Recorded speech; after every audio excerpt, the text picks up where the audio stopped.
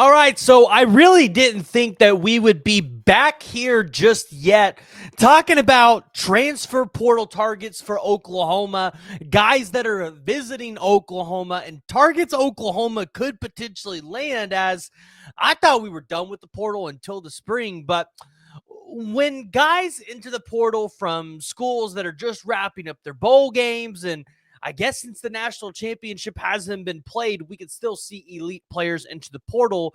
I guess it's never really over for Oklahoma. So today we got to talk about a former 5-star that was on campus for Oklahoma this past weekend, and the odds that Oklahoma shockingly has at landing a guy like that. But also, we've gotten some updates on some other guys that have entered the portal for Oklahoma. And then also somebody else that I think Oklahoma could potentially be interested in if they strike out on this former 5-star. Before we dive into it, as always, I want to hear from y'all, so join the discussion. Jump in the comments below. Give me your thoughts. If you guys are new to the channel, make sure you hit that like, smash the subscribe button, especially if you are one of the 65% of the people that watch these videos aren't subscribed, but you continue to watch them.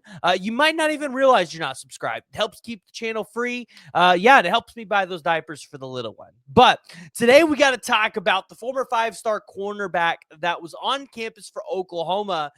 And when I kind of heard this, I was like, ain't no way Oklahoma's going after this guy. And then I talked to a couple people, and they not only confirmed that yes way Oklahoma's got this guy on campus, maybe interested. Oklahoma might be in a better spot than maybe people realize for a guy like this. And I am talking about the one and only Denver Harris, who was part of that 2022 5-star barrage class for Jimbo Fisher in Texas A&M. When, remember the phrase, best class ever? That's what A&M went for. And you heard all the rumors, like crazy rumors, that the A&M staff was recruiting guys literally based on their recruiting rankings, not even just because they evaluated the talent and thought it would work out. They were recruiting guys based on what they were ranked at the recruiting sites like 247 and On3, which was kind of bonkers at the time that you heard that. But now you look back at some of the guys that they got in that class and they haven't panned out.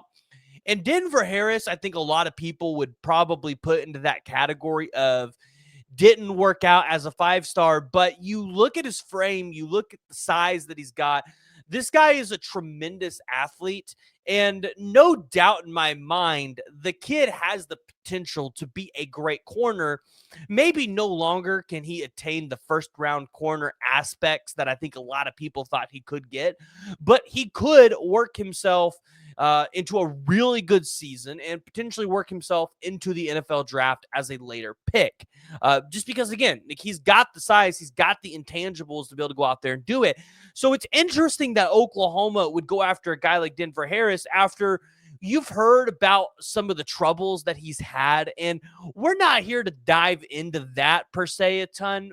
But, for example, like there was the rumor going around for a long time that they were smoking weed in the locker room, right? Or that he was speeding, which is, a lot of people would make the Georgia jokes at that time. So it's interesting that Oklahoma would go after a guy like Denver Harris based off of his perceived past. And I'm saying perceived because I don't know any of this to be true myself, and I don't want to cast blame onto the kid when I don't know it to be 100% true. But, if for Oklahoma, it seems like you've got a culture that isn't built around any of that, right? And it's been a while since you've had issues to that scale on this team, and it just feels like it would be going the back, completely 180 direction from where Brent Venables has this program. But also at the same time, for what Brent Venables preaches and practices, giving Denver Harris his second shot, if they truly believe that he can turn it around, is also something you believe Brent Venables would do. And if that's the case, I'm here for it to give the kid a second shot because everybody deserves a second shot. So if Denver Harris is able to put together and is able to come to Oklahoma, and I want to preface the word able, this is a guy that I think he had decent production at his time at UTSA, where he totaled 16 total tackles, 3 pass breakups. In his career, he has a total of 8 pass breakups.